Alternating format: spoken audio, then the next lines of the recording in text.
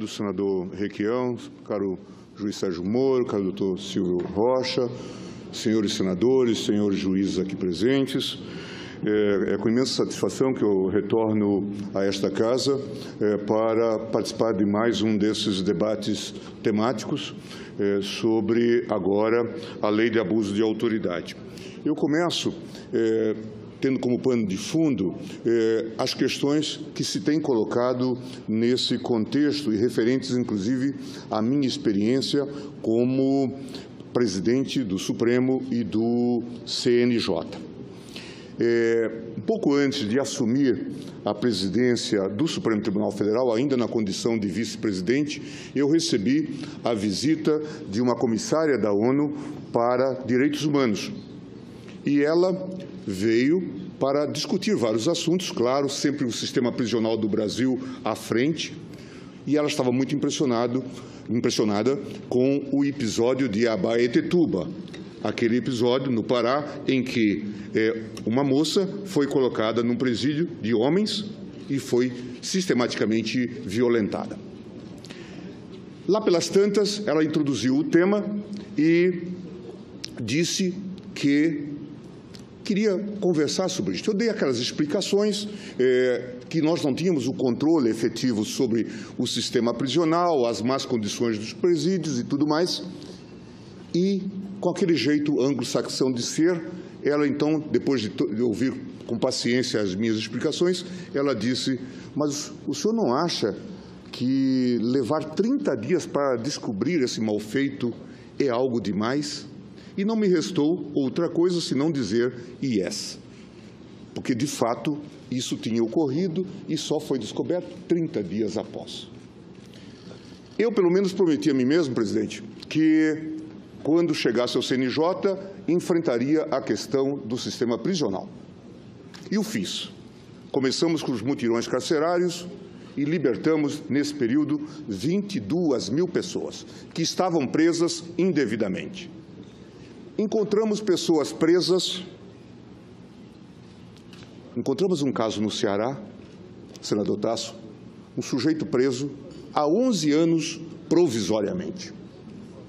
E pensávamos que isso já era o fim de todas as violações. Quando, num outro mutirão carcerário, no Espírito Santo, encontramos, senador Caiado, um sujeito preso há 14 anos provisoriamente. Isso fala da responsabilidade de nós, magistrados, que não estávamos sequer acompanhando esse processo. Casos como tais, juiz Sérgio Moro, de evidente abuso de autoridade. Foi nesse contexto, inclusive, que nós começamos a discutir a necessidade do refazimento da lei de abuso de autoridade, e estabelecendo, inclusive, aquilo que antes não acontecia. A obrigatoriedade. Quando eu comecei esse trabalho no Supremo, encontrei muitos juízes, talvez a maioria dos juízes da execução penal, que nunca tinha visitado um presídio, senador Jorge Viana. Essa é uma realidade. E isso se procurou mudar. Portanto, essa é uma história. Questão das algemas. Foi o Supremo Tribunal Federal que colocou essa questão na agenda ao aprovar uma súmula, para dizer que não era necessário usar as algemas, a não ser naqueles casos recomendados. Claro que haverá discussão. Para isso, o tribunal estabeleceu que era preciso que houvesse a devida fundamentação, nada mais do que isto. Poderá ser uma apreensão errada dos fatos ou não, mas era preciso que houvesse a fundamentação. Este é um caso até irônico, porque foi um caso de São Paulo, Aloysio, em que uma juíza manteve um réu no júri algemado durante todo o tempo. E o argumento do seu defensor é de que aquela condição, algemado perante o tribunal do júri, já era quase que a resignação, a confissão da prática do crime e da responsabilidade pelo crime em toda a sua extensão. O tribunal, então, entendeu que era preciso anular o júri. e outro deveria ser realizado. E construiu-se, então, a partir desse entendimento, as bases para a edição de uma súmula. Em suma, vejam, senhores, portanto, que há bases hoje muito fortes que legitimam essa iniciativa. Então, eu estou bastante tranquilo quanto à iniciativa que se deu naquele contexto do Pacto Republicano em 2009, com o objetivo de fortalecer a defesa dos direitos fundamentais. E, quanto a isso, me parece que é bastante pacífica essa orientação. Por outro lado, o que acontece hoje? Eu vou falar agora da visão de quem está na presidência do Tribunal Superior Eleitoral. Nós temos agora, os senhores senadores certamente convivem com isso, a questão da lei de inelegibilidade. É muito comum, agora, com a decisão de segundo grau, ter-se alguém por inelegível.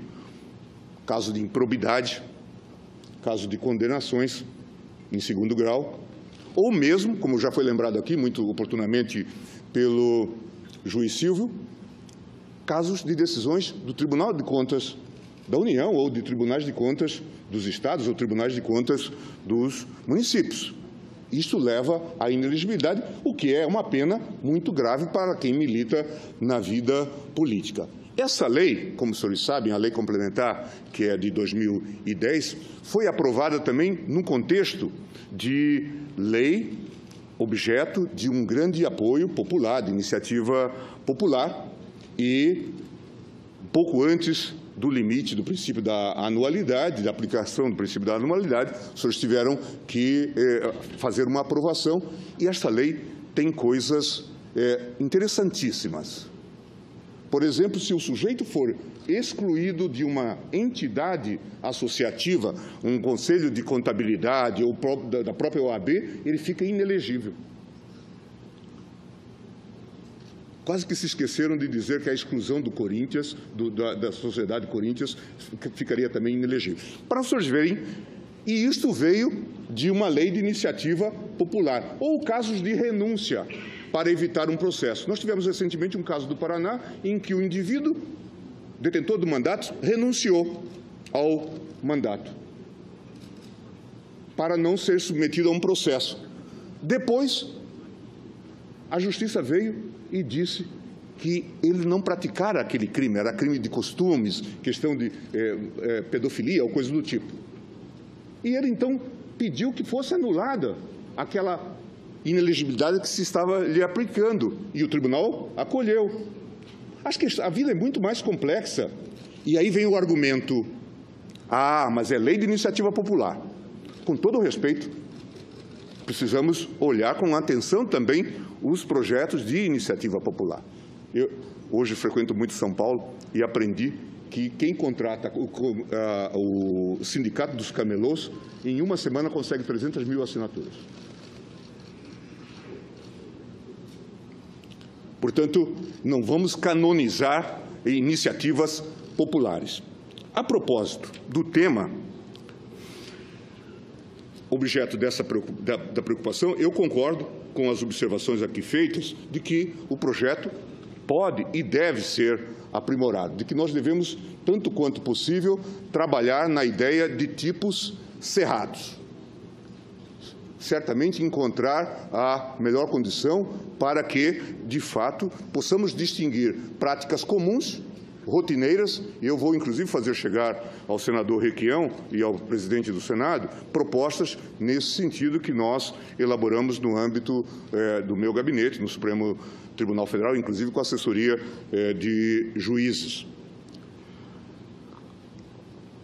Em casos que já foram, inclusive, aqui versados sobre a impropriedade do artigo 9º ou a possibilidade de um crime de hermenêutica. Acho que é preciso que haja um esforço no sentido desse aperfeiçoamento.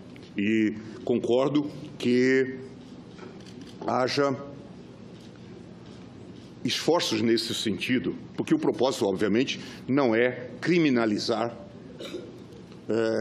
a atividade do juiz, do promotor, do integrante de CPI no âmbito do Congresso Nacional, embora nós saibamos que isso ocorre. Quantas vezes o Supremo já concedeu habeas corpus para impedir que alguém que compareceu na condição de testemunha fosse convolado na condição agora de investigado e sofresse, às vezes, coação no próprio âmbito aqui do Congresso Nacional. Portanto, a pretensão não foi excluir nenhum setor ou poder, e acho bem-vinda, inclusive, a sugestão de trazer o Tribunal de Contas, porque hoje exerce um poder significativo e, muitas vezes, capaz de perpetrar abuso de autoridade. Estou absolutamente convencido em relação a isso.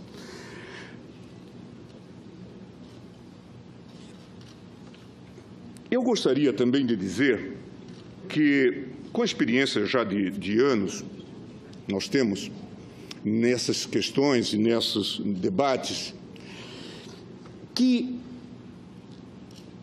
nós, agentes públicos, agentes políticos do Judiciário, e que hoje já foi citado Bobbio, não devemos ceder à tentação de procedermos o combate ao crime mediante qualquer prática abusiva. Há um texto histórico de Bobbio em que ele dizia: se a lei ceder.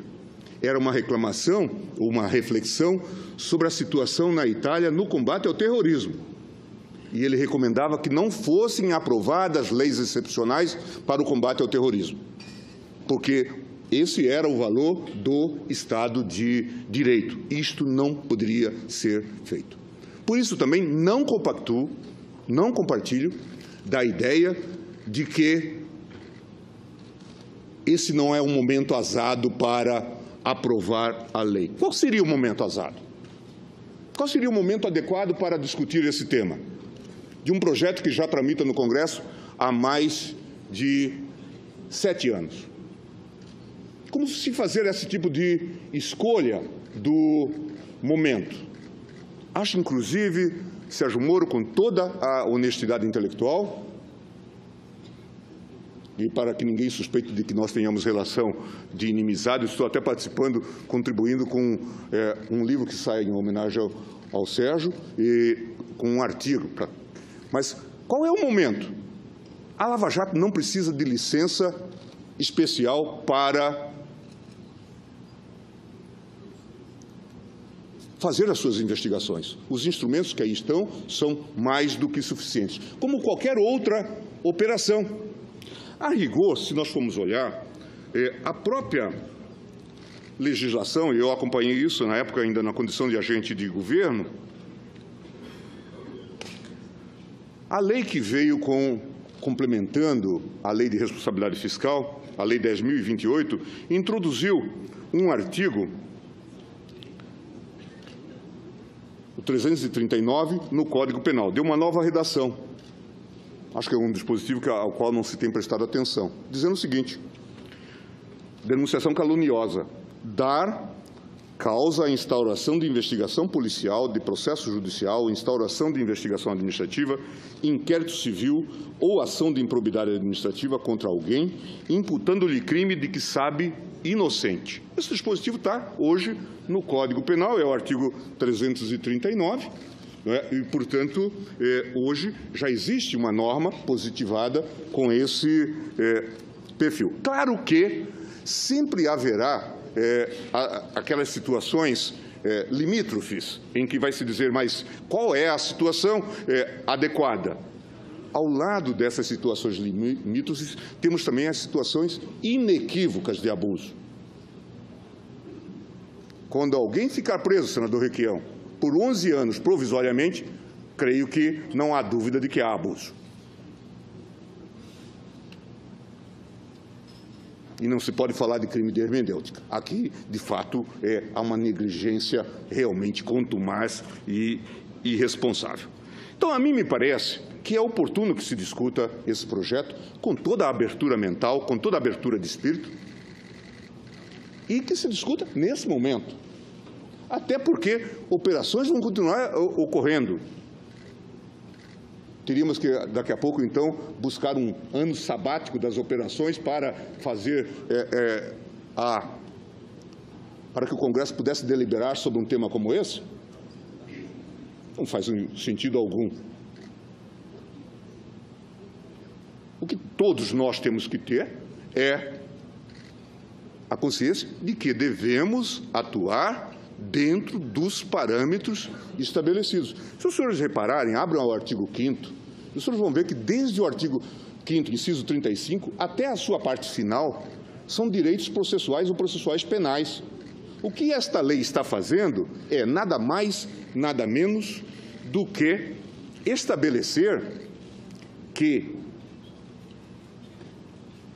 esses direitos que frequentemente são vilipendiados não sejam mais vilipendiados, ou que se dê um instrumento de defesa, de proteção. E ela não foca necessariamente juiz, Ministério Público, atinge o guarda da esquina, onde se cometem abusos a toda hora. Recentemente eu participei de um curso de alunos do nível secundário sobre cidadania, e colocando lá várias questões, valor da Constituição e tudo mais, e um deles me perguntou, menino que vem aqui do Paranoá, professor, o senhor sabe explicar por que a gente... E aí era um menino de cor. Por que a gente está vindo da escola com uma mochila e o carro da polícia nos vê e já manda a gente entrar no camburão? Essa é a realidade das pessoas. É a entrada na favela sem mandado. É isso que a lei está punindo. Portanto, nós estamos desfocando o debate. Ou a esse mandado coletivo que se dá porque não se sabe exatamente o endereço onde mora alguém. Portanto, a violação do domicílio ocorre de maneira sistêmica e sistemática. É isso, é essa a nossa realidade. Portanto, senhores senadores, eu encerro dizendo que estou absolutamente convencido da necessidade dessa lei. E quanto mais operações nós tivermos, mais nós necessitamos de limites. Vou tocar num outro tema sensível, a questão do vazamento de informações. Eu, com minhas andanças internacionais, esses dias eu estava em Portugal, e um dos meus colegas, lá português, dizia, é engraçado, vocês brasileiros, vocês divulgam as interceptações na televisão. Eu disse, a nossa ordem jurídica não permite, mas a gente se acostumou a essa violação. Ora, ele não sabia, ele achava que a nossa Constituição e as leis autorizavam esse tipo de vazamento. Tantas vezes ele, passando pelo Brasil, tinha visto isso na Rede Globo. É preciso que haja limites para isso. De forma inequívoca. É preciso que a gente chame as coisas pelo nome.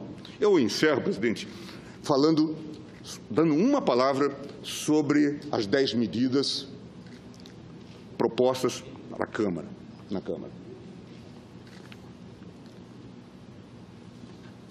Sérgio, com toda franqueza, se esse projeto que foi apresentado sobre habeas corpus tivesse sido chancelado na Câmara, nós teríamos supresso a garantia do habeas corpus. Isso já falei em sessão do Supremo. Portanto, de fato, era uma concepção autoritária. Vejam, senhores, o que se diz. Isto aqui até há um trick, uma técnica muito interessante, se os senhores lerem. O quê? O artigo 647. Dar-se-á habeas corpus sempre que alguém sofrer ou se achar na iminência de sofrer violência ou coação ilegal que prejudique diretamente sua liberdade atual de ir e vir, salvo nos casos de punição disciplinar. Até aí permite-se o habeas corpus. Agora veja o seguinte, começam então as negativas. Parágrafo 1º, a ordem de habeas corpus não será concedida. De ofício, veja, proíbe a concessão de ofício. a concessão do habeas corpus de ofício, salvo quando for impetrado para evitar prisão manifestamente ilegal e implicar a soltura imediata do paciente. Portanto, uma restrição ao habeas corpus de ofício.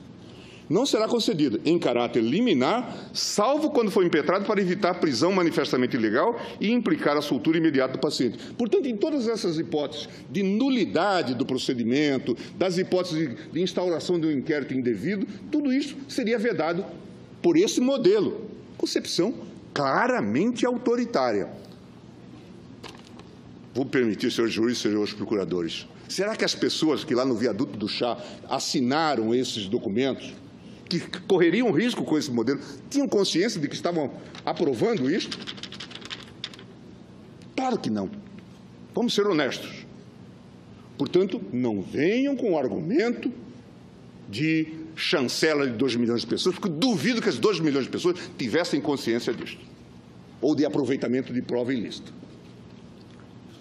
Com supressão de instância. Quantas vezes nós, no Supremo Tribunal Federal, concedemos de ofício, porque vimos que é uma rombuda ilegalidade. Proibido conceder. Sem prévia requisição de informações ao promotor natural da instância de origem da ação penal, salvo quando for impetrado para evitar prisão manifestamente ilegal e implicar a soltura imediata do paciente. Também proibido o habeas corpus. Isto aqui, na verdade, acabava com o habeas corpus tal como nós o conhecemos hoje. E isto foi apresentado nas 10 medidas. Felizmente, nesse ponto, a Câmara houve por bem rejeitar, porque, de fato, era um atentado. Não quero nem investigar a origem, mas quem escreveu este dispositivo tem propósitos autoritários. Proibida o habeas corpus para discutir nulidade, trancar a investigação ou processo penal em curso, salvo se o paciente estiver preso ou na iminência de o ser, e o reconhecimento da nulidade ou da ilegalidade da decisão que deu causa à instauração de investigação ou do processo penal tem efeito direto e imediato no direito de ir e vir. Portanto, sempre que o sujeito não estivesse preso, não se concederia habeas corpus. Acabava com o habeas corpus tal como nós o conhecemos hoje. Proposta popular.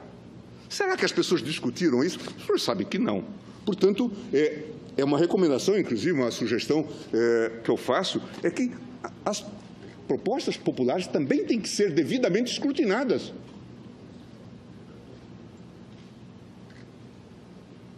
Sob pena de nós validarmos coisas como esta. Nesse ponto, não tenho a menor dúvida, a Câmara andou bem em rejeitar isso, como andou bem em rejeitar a ideia do aproveitamento de prova ilícita, como também aquela coisa do teste de integridade, a tal pegadinha que se concebeu, de feição claramente autoritária. Presidente, eu encerro, desculpe-me por ter extravasado eventualmente o tempo, mas eu queria deixar essas anotações e essas considerações e vou passar também, preocupado com um contorno mais preciso, sugestões que vou passar à Vossa Excelência e ao... E, claro, muitas delas coincidem com as propostas aqui feitas já pelo Sérgio e pelo Silvio. Muito obrigado. Do senador Requião, caro juiz Sérgio Moro, caro doutor Silvio Rocha, senhores senadores, senhores juízes aqui presentes, é com imensa satisfação que eu retorno a esta casa para participar de mais um desses debates temáticos sobre, agora, a lei de abuso de autoridade. Eu começo tendo como pano de fundo as questões que se têm colocado nesse contexto e referentes, inclusive, à minha experiência como presidente do Supremo e do CNJ. Um pouco antes de assumir a presidência do Supremo Tribunal Federal, ainda na condição de vice-presidente, eu recebi a visita de uma comissária da ONU para Direitos Humanos. E ela veio para discutir vários assuntos, claro, sempre o sistema prisional do Brasil à frente, e ela estava muito impressionada com o episódio de Abaetetuba, aquele episódio no Pará em que uma moça foi colocada num presídio de homens e foi sistematicamente violentada. Lá pelas tantas, ela introduziu o tema e disse que queria conversar sobre isso. Eu dei aquelas explicações que nós não tínhamos o controle efetivo sobre o sistema prisional, as más condições dos presídios e tudo mais. E, com aquele jeito anglo-saxão de ser, ela então, depois de ouvir com paciência as minhas explicações, ela disse: mas o senhor não acha que levar 30 dias para descobrir esse mal feito é algo demais? E não me restou outra coisa senão dizer yes, porque de fato isso tinha ocorrido e só foi descoberto 30 dias após. Eu, pelo menos, prometi a mim mesmo, presidente, que quando chegasse ao CNJ, enfrentaria a questão do sistema prisional. E o fiz. Começamos com os mutirões carcerários e libertamos, nesse período, 22 mil pessoas que estavam presas indevidamente. Encontramos pessoas presas. Encontramos um caso no Ceará, senador Tasso, um sujeito preso há 11 anos provisoriamente. E pensávamos que isso já era o fim de todas as violações. Quando, num outro mutirão carcerário, no Espírito Santo, encontramos, senador Caiado, um sujeito preso fundamentais. E, quanto a isso, me parece que é bastante pacífica essa orientação. Por outro lado, o que acontece hoje? Eu vou falar agora da visão de quem está na presidência do Tribunal Superior Eleitoral. Nós temos agora, os senhores senadores certamente convivem com isso, a questão da lei de inelegibilidade. É muito comum, agora, com a decisão de segundo grau, ter-se alguém por inelegível. Caso de improbidade, caso de condenações em segundo grau, ou mesmo, como já foi lembrado aqui muito oportunamente pelo juiz Silvio, casos de decisões do Tribunal de Contas da União ou de tribunais de contas dos estados ou tribunais de contas dos municípios. Isso leva à inelegibilidade, o que é uma pena muito grave para quem milita na vida política. Essa lei, como os senhores sabem, a lei complementar, que é de 2010, foi aprovada também num contexto de lei objeto de um grande apoio popular, de iniciativa popular, e pouco antes do limite do princípio da anualidade, da aplicação do princípio da anualidade, os senhores tiveram que fazer uma aprovação, e esta lei tem coisas interessantíssimas. Por exemplo, se o sujeito for excluído de uma entidade associativa, um conselho de contabilidade ou da própria OAB, ele fica inelegível. Quase que se esqueceram de dizer que a exclusão do Corinthians, da Sociedade Corinthians, ficaria também inelegível. Para os senhores verem, e isto veio de uma lei de iniciativa popular, ou casos de renúncia para evitar um processo. Nós tivemos recentemente um caso do Paraná em que o indivíduo, detentor do mandato, renunciou ao mandato para não ser submetido a um processo. Depois, a Justiça veio e disse que ele não praticara aquele crime, era crime de costumes, questão de pedofilia ou coisa do tipo. E ele, então, pediu que fosse anulada aquela inelegibilidade que se estava lhe aplicando, e o tribunal acolheu. Acho que a vida é muito mais complexa. E aí vem o argumento: ah, mas é lei de iniciativa popular. Com todo o respeito, precisamos olhar com atenção também os projetos de iniciativa popular. Eu hoje frequento muito São Paulo e aprendi que quem contrata o Sindicato dos Camelôs, em uma semana consegue 300 mil assinaturas. Portanto, não vamos canonizar iniciativas populares. A propósito do tema objeto da preocupação, eu concordo com as observações aqui feitas de que o projeto pode e deve ser aprimorado, de que nós devemos, tanto quanto possível, trabalhar na ideia de tipos cerrados.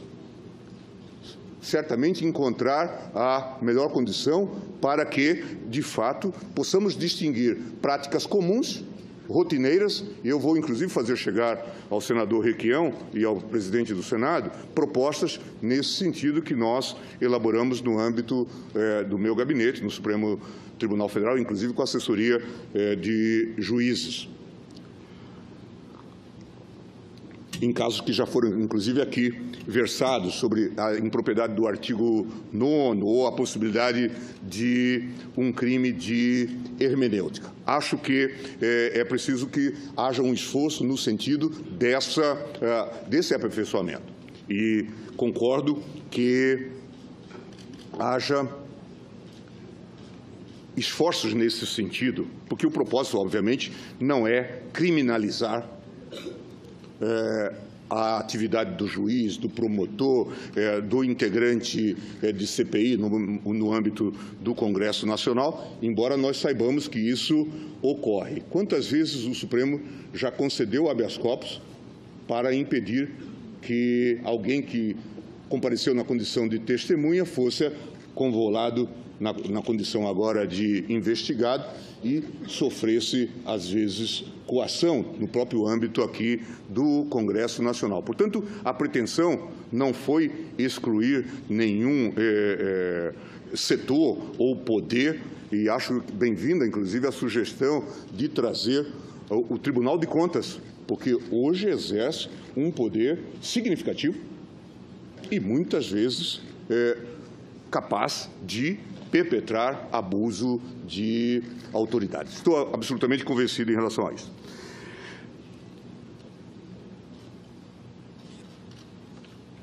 Eu gostaria também de dizer que, com a experiência já de anos, nós temos nessas questões e nesses debates, que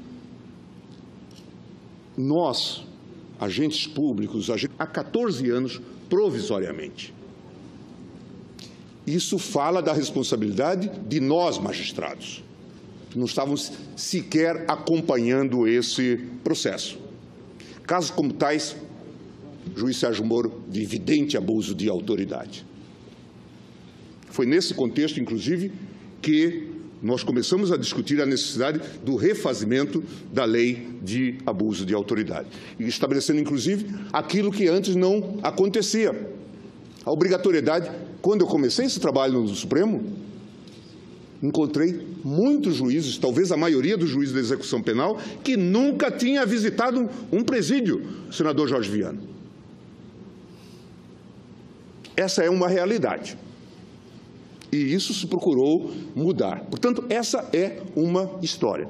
Questão das algemas. Foi o Supremo Tribunal Federal que colocou essa questão na agenda ao aprovar uma súmula,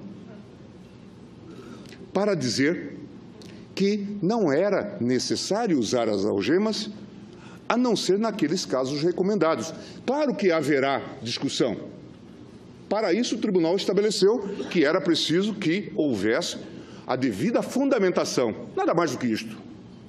Poderá ser uma apreensão errada dos fatos ou não, mas era preciso que houvesse a fundamentação. Este é um caso até irônico, porque foi um caso de São Paulo, Aloysio, em que uma juíza manteve um réu no júri algemado durante todo o tempo. E o argumento do seu defensor é de que aquela condição, algemado perante o tribunal do júri, já era quase que a resignação, a confissão da prática do crime e da responsabilidade pelo crime em toda a sua extensão. O tribunal, então, entendeu que era preciso anular o júri.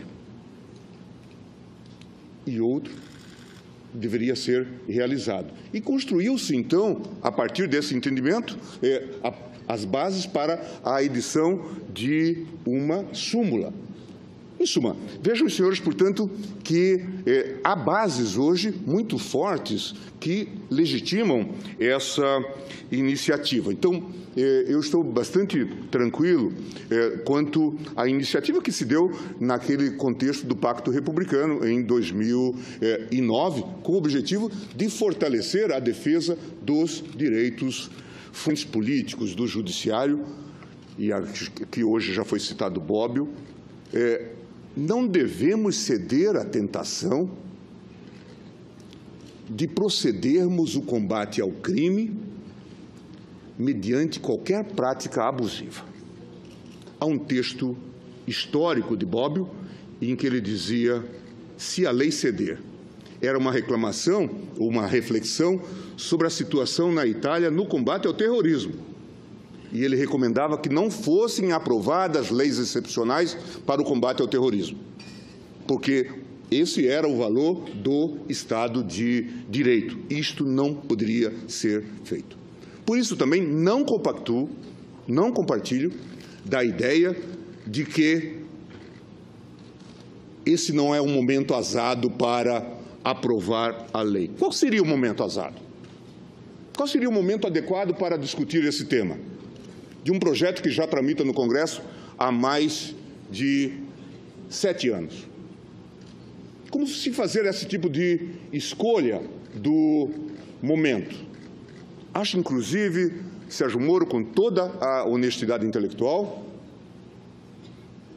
e para que ninguém suspeite de que nós tenhamos relação de inimizade, estou até participando, contribuindo com um livro que sai em homenagem ao Sérgio, e com um artigo. Mas qual é o momento? A Lava Jato não precisa de licença especial para fazer as suas investigações. Os instrumentos que aí estão são mais do que suficientes, como qualquer outra operação. A rigor, se nós formos olhar, a própria legislação, e eu acompanhei isso na época ainda na condição de agente de governo, a lei que veio complementando a Lei de Responsabilidade Fiscal, a Lei 10.028, introduziu um artigo, o 339, no Código Penal. Deu uma nova redação.